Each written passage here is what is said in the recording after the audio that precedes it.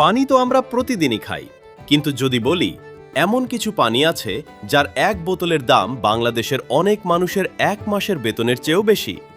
আজ জানব বিশ্বের 5টি সবচেয়ে দামি পানির গল্প। 5 নম্বরে রয়েছে স্যান বেনেদেটো। ইতালির ডলোমাইট পর্বতমালার প্রাকৃতিক ঝর্ণা থেকে সংগ্রহ করা এই পানি ইউরোপে বেশ জনপ্রিয়। সাধারণত একটি প্রিমিয়াম বোতলের দাম প্রায় $10 থেকে $15, অর্থাৎ বাংলাদেশি টাকায় প্রায় 1200 থেকে 1800 টাকা। 4 নম্বরে রয়েছে এভিয়ান। ফ্রান্সের আলপস পর্বতের হিমবাহ গলে তৈরি হওয়া প্রাকৃতিক উৎস থেকে এই পানি সংগ্রহ করা হয়। সাধারণ বোতল খুব বেশি দামি না হলেও বিশেষ সংস্করণগুলো $50 থেকে $100 পর্যন্ত বিক্রি হয়েছে, অর্থাৎ বাংলাদেশি টাকায় প্রায় 6000 থেকে 12000 টাকা। 3 নম্বরে রয়েছে ফিলিকো জুয়েলারি ওয়াটার। জাপানের কোবে অঞ্চলের ঝর্ণা থেকে সংগৃহীত এই পানি মূলত বিখ্যাত রাজকীয় বোতলের জন্য। বোতলগুলোতে ক্রিস্টাল, মুকুট ও গয়নার নকশা থাকে। একটি বোতলের দাম প্রায় $200 থেকে $1000 বা তারও বেশি।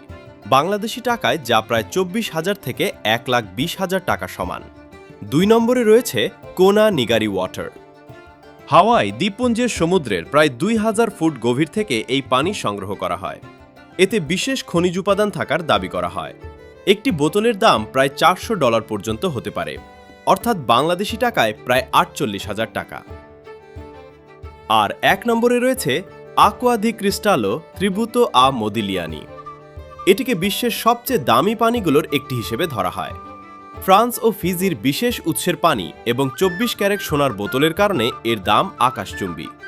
এক বোতলের দাম প্রায় $60,000 পর্যন্ত পৌঁছেছে, বাংলাদেশি টাকায় যা 70 লক্ষ টাকারও বেশি। ভাবুন তো, যে টাকায় একটি বিলাসবহুল ফ্ল্যাট কেনা যায়, সেই টাকায় কেউ কিনছে মাত্র 1 বোতল পানি।